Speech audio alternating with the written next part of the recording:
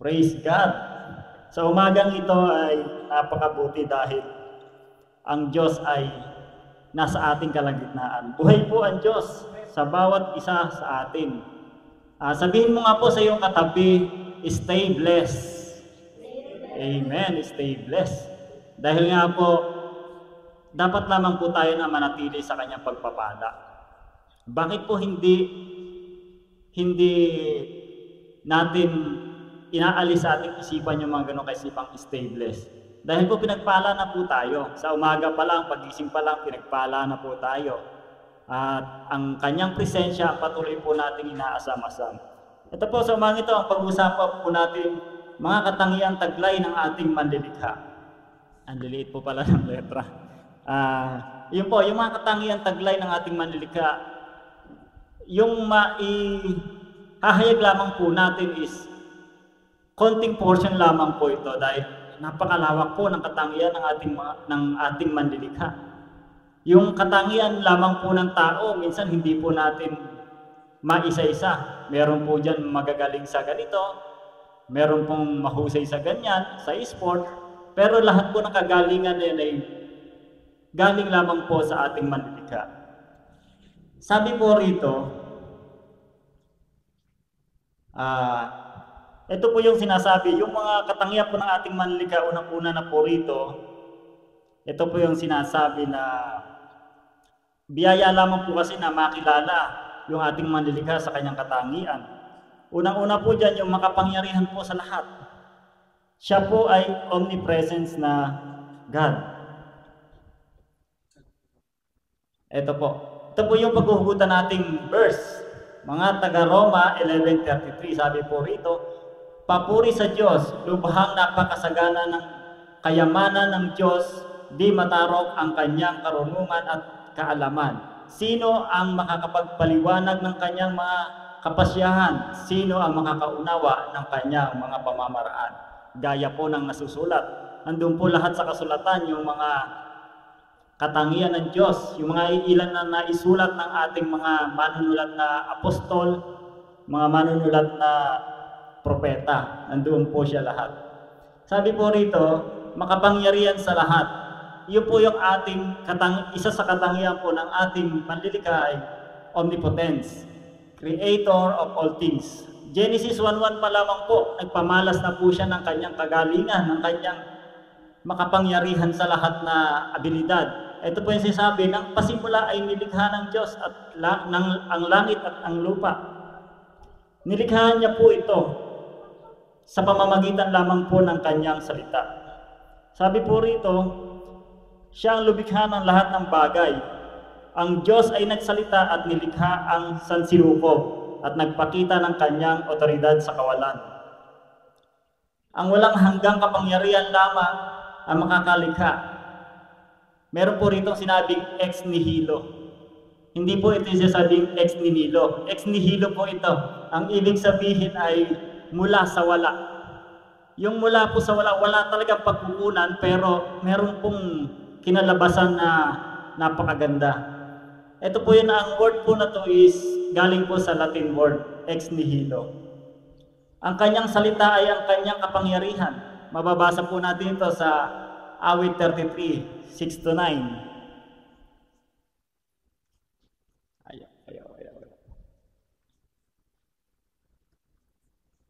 Ayun.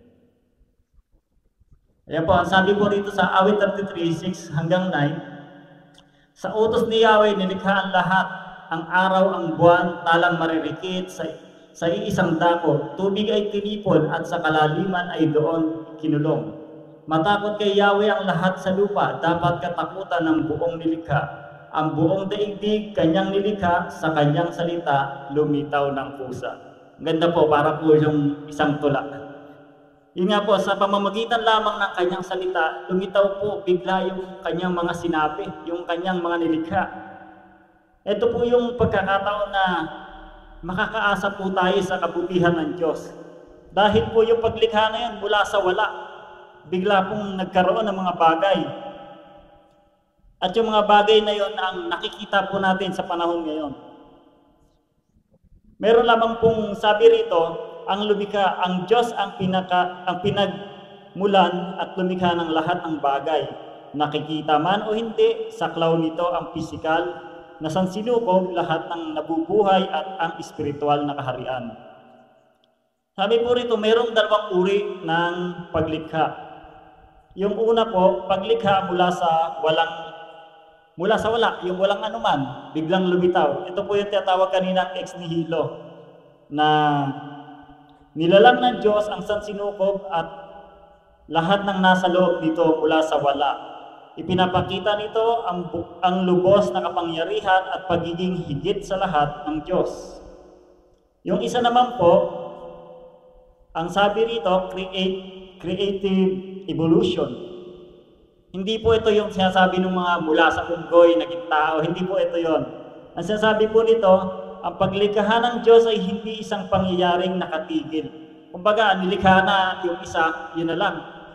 Ang sinasabi po rito, creative evolution, ito ay may buhay, isang patuloy na proseso. Kamukha po ng nagmula sa fetus, naging baby, naging bata po hanggang sa lumaki, at nagkaroon po siya ng pagkilos, naging kapaki-pakinabang. Ito po yung tinatawag doon na creative evolution. Hindi lamang po siya, bata ka lang, habang buhay ka ng bata. Hindi po ganun ang paglikha ng Diyos. Napakaganda pong pagmasdan yung paglikha ng Diyos. Kadalasan po ng likha ng Diyos ay may buhay. Kahit nga po yung mga bundok, minsan nagiging patag. Minsan po, tinutubuan ng mga halaman. Iyon po yung paglikha na kamangha-mangha mula sa ating Diyos na manlilikha. Tunay nga po, yung makakagawa lamang ito isang makapangyarihang Diyos. Hindi po ito kaya ng mga tao na nagdiyos-diyosan. Sabi rito, paano maunawaan yung kanyang paglikha? May tatlong paraan po para maunawaan ang paglikha ng Diyos. Una, sa pamamagitan ng pananampalataya. Pananampalataya po, para po maunawaan natin. Minsan kasi may mga pangyari na, ano ba nangyari doon? Kaya nga po sa mga scientists hanggang ngayon, hindi pa nila matanggap yung paglikha ng Diyos kung paano ba talaga nangyari. Kasi po kulang sila o wala silang pananampalataya. Sabi rito, sa pamamagitan ng pananampalataya, pagtanggap sa kapangyarihan mula sa lumikhana, ang Diyos sa pamamagitan ng paniniwala at pagtitiwala sa banal na kapahayagan. Umiikot ito sa espiritual na karanasan at mga turo sa reliyon o Biblia. Ito po yung makikita po natin na nakasulat din po ito sa Bible. Yun po yung isa sa kung paano natin maunawaan yung paglikha ng Diyos. Number 2 po, sa pamamagitan ng pananaliksik at katwiran. Yung mga scientist din po, may mga scientist din po na naniniwala na talaga na ito ay nilikha ng Diyos. Yung mga planeta, yung mga stars, naniniwala na po sila. Ilan na lang po sa ngayon yung mga atheists na hindi po naniniwala. Pero katotohanan po nun, lahat ng nilikha po sa sanlibutan ay nagmula po sa lahat at ang nakakalikha lamang po ng mga ganung bagay ay isang makapangyarihang Diyos. Sabi rito, yung pananaliksik at katwiran, pagsusuri sa pagiging komplikado at kaayusan. Complicated po kasi na hindi talaga maunawaan ng tao. Kaya lang naman po komplikado kasi hindi po maunawaan ng tao eh. Pero po sa Diyos, ang linaw po ng kanyang ginawa, ang linaw po ng kanyang nilikha kung paano ito nagiging proseso at maging kapaki-pakinabang. Komplikado at kaayusan ng sansinukob bilang katibayan na matalinong disenyo ng Diyos. Gumagamit ang pamamaraang ito ng scientificong obserbasyon at filosofikal na argumento. Yun nga po. Nagkakaroon po silang argumento pagka hindi po nila maunawaan kung paano ba nagkaroon ng mga ganong bagay. Yung pangatlo naman po kung paano maunawaan yung paglikha ng Diyos sa pamamagitan po ng karanasan. Pagmamasid sa kagandahan, kamanghamanghang mga bagay, at pagkakaugnay-ugnay ng paglikha bilang isang pagpapakita ng malikhaing sining ng Diyos. Kasama rito ang personal na pagninilay at pagpapahalaga sa kalikasan. Minsan po, nagpunta po kami ng Nakarating po kami ng misis ko sa Baguio. Talaga naman pong mamamangha ka sa likha ng Diyos. Yung mga bundok po doon na preserve po hanggang sa ngayon. Yung mga puro-puro na malalaki. Talagang ma-amaze ka. Ito talaga yung nilikha ng Diyos. Hindi po talaga basta-basta yung kanyang nilikha. Ang ganda po, mapapagmasdan mo, mapupuntahan mo, at nagiging kapaki-pakinabang sa mga naninirahan doon. Iyon po yung isa sa katangian na po ng Diyos na siya po ang creator of all. Sabi naman po rito sa letter B naman po, sustainer of all things. Siya yung nag-iingat sa lahat ng bagay o siya yung tagapangalaga. Sabi rito po ng Colossus 1:17, siya ang una sa lahat at ang buong sansinukob ay nananatiling nasa kaayusan sa pamamagitan niya. Yun nga po, siya yung tagapangalaga. Yung sansinukob po, yung kalawakan, lahat po ng nanduroon kahit nandito sa lupa, siya po ang tagapag-ingat. Pero meron pang tagasira, yung tao. Lalo po sa kalikasan, ang lakas po sumira ng tao, ng kalikasan. Kaya po, may mga organisasyon na nagpapanatili po sa kalikasan. Maging sa dagat, nilikha po ng Diyos yung dagat na kapakapanabang sa tao. May mga isda, meron po mga pagkain ng isda doon. Kaya lamang po nakakalungkot, tinatapunan ng tao ng basura. Kaya po, kailangan po magbago ng pag-iisip ang tao sa kanyang nilikha. Sabi po rito, hawak niya ang bawat atom, kalawakan at tibok ng puso sa pamamagitan ng kanyang kapangyarihan. Pati pala yung maliliit na atom, no? Hawak po ng Diyos. O alam po ng Diyos kung ano nangyayari doon. Alam po niya kung ano yung purpose nun. At kailan po ito magagamit ng tao. Maging yung kalawakan na napakalawak nga po. Wala po pong tao na nakakapag-explore ng buong kalawakan. Pero po, ang nag-iingat po nito ay ang Diyos natin na makapangyarihan. Maging yung tibok ng puso ng tao, alam po ng Diyos yan. Yung kapangyarihan po ng Diyos ang nagpapanatili upang tuloy-tuloy ang pagtibok po ng puso ng tao. Sabi po rito, ang kapangyarihan ay hindi lamang sa pasimula, kundi sa pagpapanatili. Ang kanyang lakas ay hindi kailanman humihina. Iyon po, yung katulad po ng sinasabi ng Hebreo 1:3. Sabi po rito, nakikita sa anak ang kaluwalhatian ng Diyos, kung ano ang Diyos ay gayon din ang anak. Siya ang nag-iingat sa sansinukob. Yun po yung sinasabi. Sa pamamagitan ng kanyang makapangyarihang salita, pagkatapos niyang linisin tayo sa ating mga kasalanan, siya ay umupo sa kanan ng makapangyarihan doon sa langit. Yun nga po, hindi po nauubos yung kapangyarihan ng Diyos. May trono po siya, yung trono niya po ay punong-puno ng kapangyarihan. At sabi po naman dito, ito po naman sa pangalawang yugto ng ating makapangyarihan sa lahat, sabi po rito, Redeemer of all things, or of all men, Redeemer of all. Hindi ko, sabi ng Roma 1:16, hindi ko ikinahihiya ang magandang balita sapagkat ito ang kapangyarihan ng Diyos para sa kaligtasan ng bawat sumasampalataya. Unay sa mga Hudyo, at gayon din sa mga Griego. Yung pong isang katangian na po na yon na manunubos po ng lahat. Hindi niya po hinahayaan na yung kasalanan ng tao ay manatili. Sabi po rito, ang kapangyarihan ng Ebanghelyo na magligtas sa mga makasalanan ay nagpapakita ng kanyang sukdulang otoridad sa kasalanan at kamatayan. Pati yung kasalanan at kamatayan, may authority po ang Diyos na makapangyarihan po sa lahat. Hindi po kayang lupigin ng kamatayan ang ating Diyos. Ganon naman din po yung mga anak ng Diyos. Yun po yung isang pagpapala doon. Yung kamatayan po na yan na kinakatakutan ng sanlibutan, pag meron po tayong Diyos sa ating puso't isipan, mawawala po yung takot po na yan sa atin. Kung yung nga po paglikha niya ay mula sa wala, ano pa kaya yung kamatayan na tinalo na po ng ating Panginoong Hesus? Ang muling pagkabuhay ng mga patay na kaluluwa ay nangangailangan ng parehong kapangyarihan na nagbuhay kay Kristo.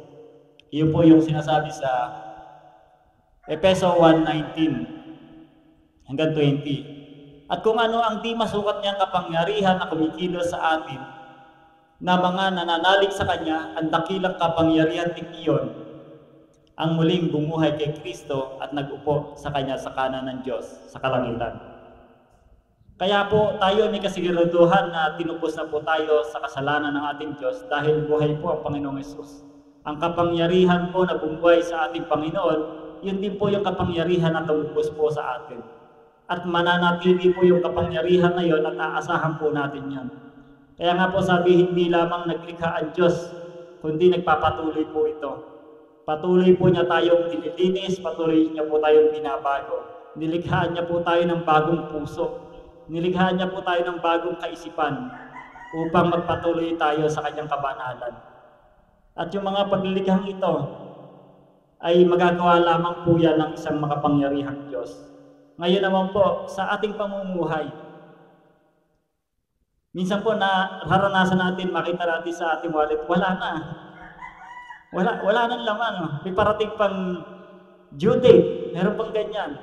Asahan po natin na yung katulad ng ginawa po ng Diyos sa San Sinuko, mula po sa wala, nagkaroon po ng langit at lupa. Yung po bang maliit na portion po na ng ating pangangailangan, hindi po kaya ibigay ng Diyos?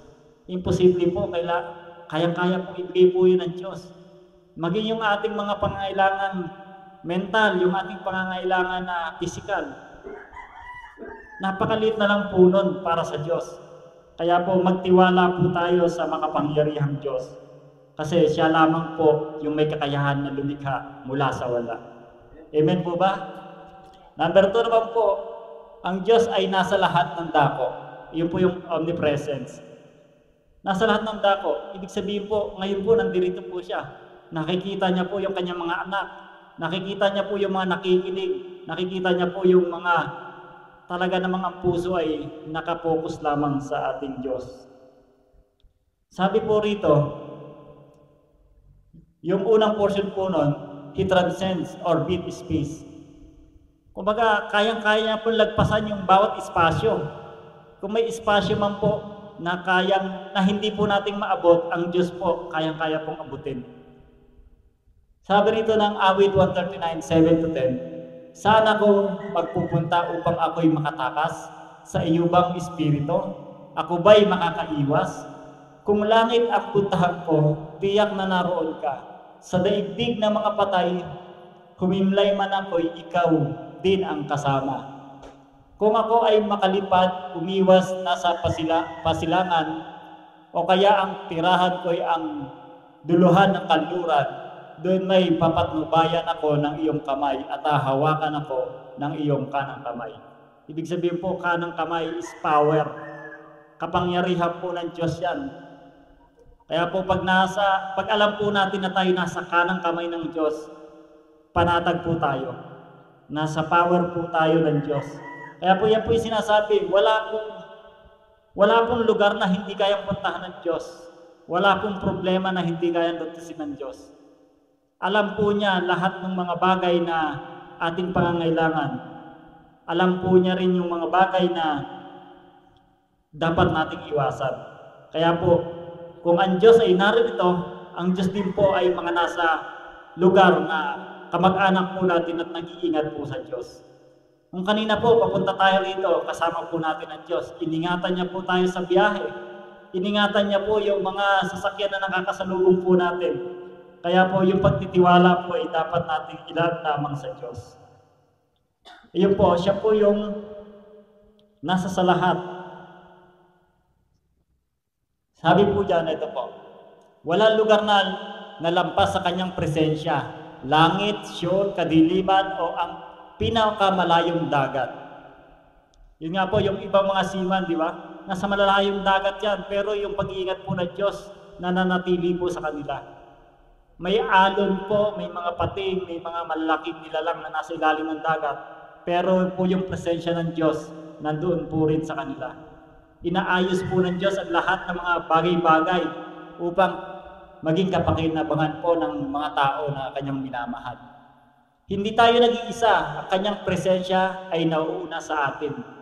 Iyan po yung isa.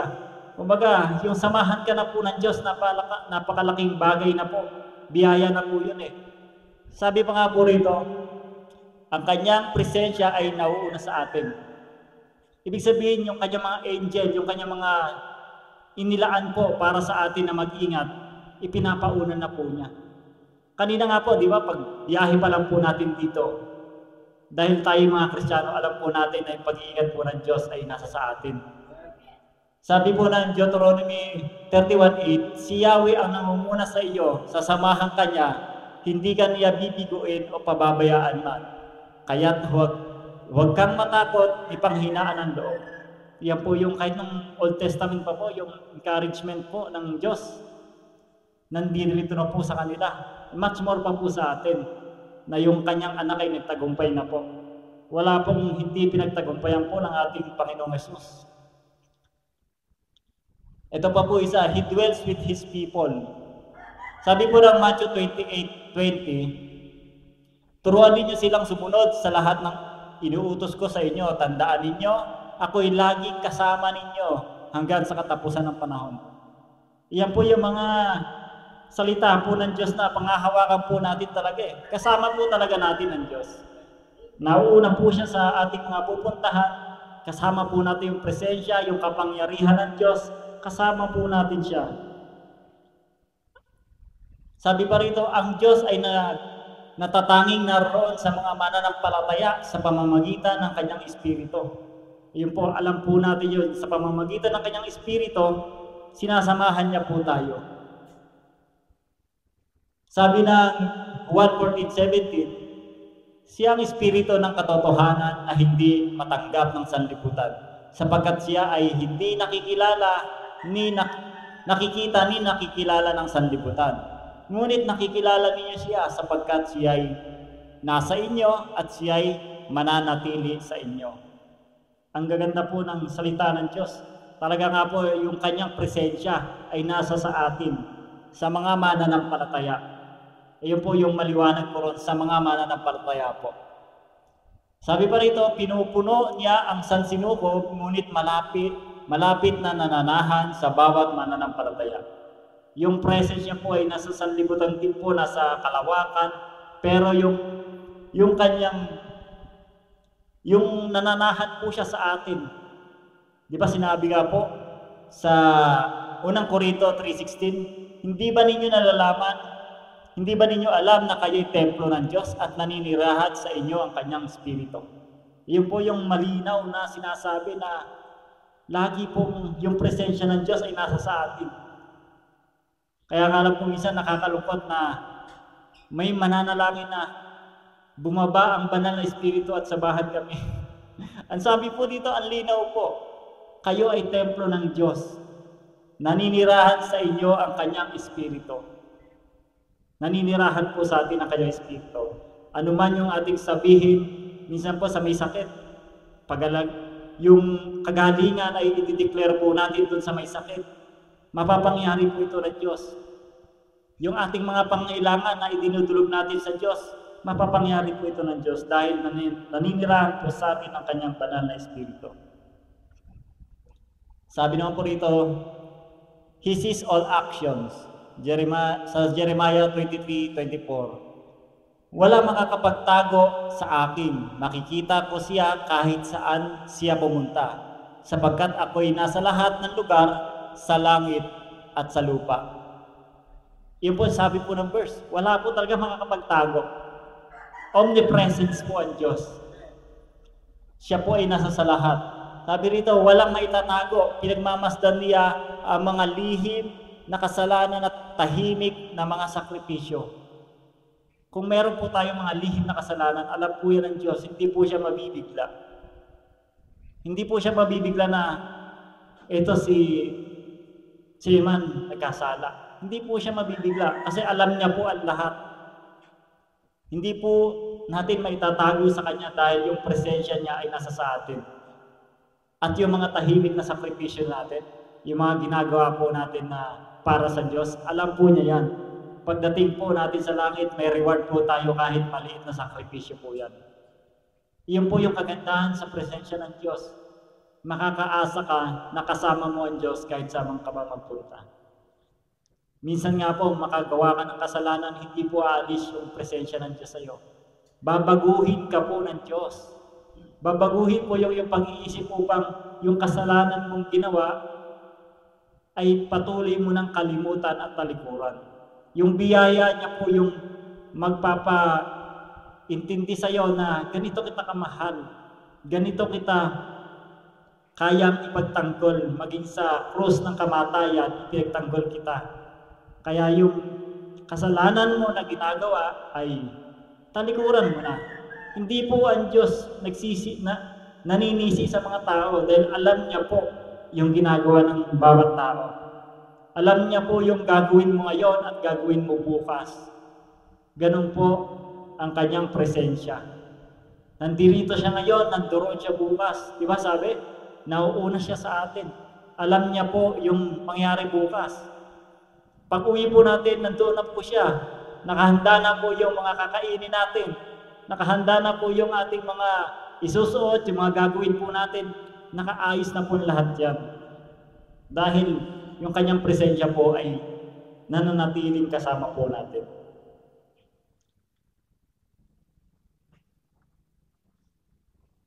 Sabi nga po ng Kawikaan 15:3, ang paningin ni Yahweh ay nakatuon sa lahat ng lugar. Ang masasama at mabubuti ay pawang minamasdan. Pinagmamasdan po talaga ni Yahweh lahat ng ating mga ginagawa. Number 3 naman po, ang Diyos na nakakaalam ng lahat. Omniscience naman po. Bakit po mahalaga na ang Diyos ay nakakaalam sa lahat? Siya po yung manlilikha po natin eh. Alam niya po bago tayo likhain, alam na po kung ano yung magiging purpose natin. Sabi po rito, He knows all things. Hebreo 4:13. Walang nilalang na makakapagtago sa Diyos, ang lahat ay hayag at lantad sa kanyang paningin, at sa kanya tayo magsusulit ng ating mga sarili. Ang bawat pag-iisip, kilos at motibo ay hayag sa harap niya. Hindi natin siya madadaya. Ang katapatan sa Diyos ang ating tanging kanlungan. Yun po yung isang kanyang katangian na alam niya po ang lahat. Alam niya po kung ano iniisip mo ngayon. Alam niya po kung ano iniisipin mo mamaya. Sabi po rito, ang perpektong kaalaman ng Diyos ay namamahala sa nakaraan, kasalukuyan at hinaharap. Alam niya ang lahat ng bagay. Katulad po ng nasabi ng awit 139, 1-4. Ako'y iyong sinisiyasat, batid mo ang aking buhay. Ang lahat kong lihim, Yahweh ay tiyak mong nalalaman. Ang lahat ng gawain ko sa iyo ay hindi lingid kahit ikaw ay malayo, batid mo ang aking iniisip. Tunay nga po ba na malayo ang Diyos sa panahon nila noon? Kasi noon sa panahon nila, umaalis po ang banal na espiritu sa tao. Hindi po katulad sa panahon natin ngayon. Ang panahon natin ngayon ay panahon ng pagpapala po, panahon ng biyaya. Kaya po yung espiritu po ng Diyos hindi po inaalis sa atin. Tatak na nga po yan eh. Kumbaga stamp, katibayan po na tayo ay tinubos na po mula sa ating mga kasalanan. Ako'y iyong nakikita, gumagawa o hindi man. Ang lahat ng gawain ko ay pawang iyong nalalaman. Lahat ng ating gagawin natin, ginagawa natin yan, gagawin natin mamaya at bukas. Kaya po, magugulat po ba ang Diyos kung ano yung mga pagkakamali natin ginagawa? Hindi po. Isa po yan sa katangian ng Diyos na mahabagi ng Diyos dahil alam niya na magkakasala ka bukas. Pero dahil sa kanyang kabutihan, papauna niya yung kanyang biyaya. Upang ang biyaya po kasi ay nagsasabi sa bawat tao na iwasan yung mga kasalanan. Yun po, sabi po rito, number 4, verse 4, di pa ako umiiyak, yaong aking sasabihin, alam mo ng lahat. Iyon, lahat ay di malilihim. Wala talagang maililihim sa Diyos sapagkat siya po ay Diyos na nakakaalam ng lahat. Napakabuti po ng Diyos. Kung Diyos ay nakakaalam ng lahat, alam niya nga po kung ano yung mga pangailangan mo. Kahit hindi ka pa magpunta sa doktor, alam na niya kung ano yung karamdaman mo. Alam na niya na ikaw ay lalapit sa Kanya upang ang karamdaman ay iyong bigkasin na mawala na. Alam niya po yan. Kaya po naghihintay lamang siya na lumapit ka sa Kanya sa pamamagitan ng panalangin. Sabihin mo sa Kanya kung ano yung nais mo na mangyari sa iyo. Diba sabi ng Panginoong Hesus sa may mga sakit, anong nais mong gawin ko sa iyo, diba? Yung may mga karamdaman noon, pinapagaling ng Panginoong Hesus. Pero sinasabi niya, ano yung nais mo? Kasi minsan, hindi pala nais ng tao, pero ito yung gagawin ng isang tao, di ba? Yung iba, dahil lamang sa pabor, kaya ginagawa. Kahit hindi naman nais ng tao. Pero dahil sa pabor, ginagawa po ng tao. Pero hindi po ganun ang Diyos. Ang Diyos po ay mahabagin Diyos. Kung ano man yung pangangailangan mo, handa siyang ibigay. At ibinigay na nga niya po sa pamamagitan ng Panginoong Hesus. Kaya po lahat ng ating pangailangan nasa Panginoong Hesus. He knows our heart, sabi rito. Alam niya po yung ating puso. Katulad ng sinasabi ng Samuel 16:7. Ngunit sinabi sa kanya ni Yahweh, huwag mong tingnan ang kanyang taas at kakisigan sapagkat hindi siya ang pinili ko. Si Yahweh hindi tumitingin ng katulad ng pagtingin ng tao. Panlabas na anyo ang tinitingnan ng tao, ngunit sa puso tumitingin si Yahweh. Ito po yung, nung unang panahon po, yung pumipili po ng mga susunod na hari o susunod na mga tagapaglingkod, yung mga propeta. Pero sinasabi po ng Diyos, hindi yung appearance o yung itsura ng tao, yung taas ng tao. Kaya ko siya pipiliin. Dahil alam po ng Diyos yung puso po natin. Nasa puso po tumitingin ng tao. Ang Diyos tinitingnan po ng tao sa pamamagitan ng kanyang puso. Kaya po sabi, ang Diyos ay hindi humuhusga sa pamamagitan ng anyo, kundi sa panloob na puso. Katulad ng awit 44:21, ito yung iyong mababatid sapagkat sa iyo ay walang lihim. Sa iyo ay walang lingid na kaisipan at damdamin. Alam po niya ang lahat. Sa bawat araw na dumadaan po sa atin. Sabi, sa pamamagitan ng karanasan ng banal na biyaya, ang mga karanasan ng paggabay, pag-aliw, o pagpapagaling ay maaaring ituring na mga palatandaan ng presensya ng Diyos at ng kanyang kaunawaan. Katulad din po nung kanina, yung presensya ng Diyos, ganun din po, alam niya po lahat. Halos hindi po nagkakalayo yun. Mararanasan po ng bawat isa yung kanyang presensya, yung kanyang kaalaman sa atin. Sabi rito, bilang isang pagpapahayag ng kanyang plano at layunin. Yun po yung pagpapahayag ng layunin ng Diyos, ipinapaunawa na po sa atin. Ang paunang kaalaman ng Diyos ay maaaring maunawaan bilang bahagi ng kanyang banal na plano. Kaya nga po yung plano ng Diyos sa sangkatauhan na iligtas ito sa kasalanan. Ipinaunan niya po yun kahit nung unang panahon pa. Sabi po rito, kahit na may kalayaan ng tao na pumili, alam na ng Diyos ang mga pagpipilian ng tao at kung paano ito magiging bahagi ng kanyang mas malaking plano. Yan po yung mga plano ng Diyos na dahil sa ating puso, alam niya po yan eh. He knows our heart eh. Yung mga nakikita niya ang ating nakatagong, kahit yung pagkasira, yung kasiraan po natin, alam niya po yun. At iniibig pa rin niya tayo. Yan po yung sinasabi niya, awit 44:21. Ito naman po, foreknows all outcomes. Yan po yung sinasabi na, ano ba yung kalalabasan ng bagay na to? Bakit ba to nangyayari? Bakit ba yung mga pangyayaring ganito, maging yung bagyo, maging yung mga namamatay, bakit ba nangyayari to? Kaya nga po sabi nung gawa, sa mga gawa 2:23, Ang Jesus na ito na ipinagkanulo sa inyo ayon sa pasya at kaalaman ng Diyos sa mula't mula pa ay ipinapako ninyo at ipinapatay sa mga taong masasama. Kahit pala yung kamatayan ng Panginoong Jesus, minsan yung kamatayan, masasabi po natin na masakit po talaga. Kahit doon po sa mga apostol o mga kamag-anak po ng Panginoong Jesus nung panahon na yon, nasaktan po talaga sila, nagdalamhati po sila. Pero bakit? May plano po yung Diyos eh. Yung plano po ng Diyos na yon ang mananatili. Maging sa kaisipan po natin, hindi po natin alam yon.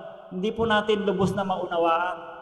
Pero darating yung panahon, katulad po ng panahon natin ngayon na naunawaan na natin kung bakit ang Diyos ay namatay sa krus, bakit siya ipinagkanulo sa lahat ng kanyang ginawa, maging yung mga karamdaman na pinagaling niya, yung mga tao na pinakain niya, isa pa yon sa mga nagsisisigaw na ipako siya sa krus. Bakit po may mga pangyayaring ganon, di ba? Alam po ng Diyos lahat ng nangyayari, maging yung kalalabasan niyan. Alam po ng Diyos dahil siya po ang nakakaalam ng lahat eh. Nasa plano na po yun. Kung ano man yung mangyari sa Panginoong Jesus, nasa plano na po yun.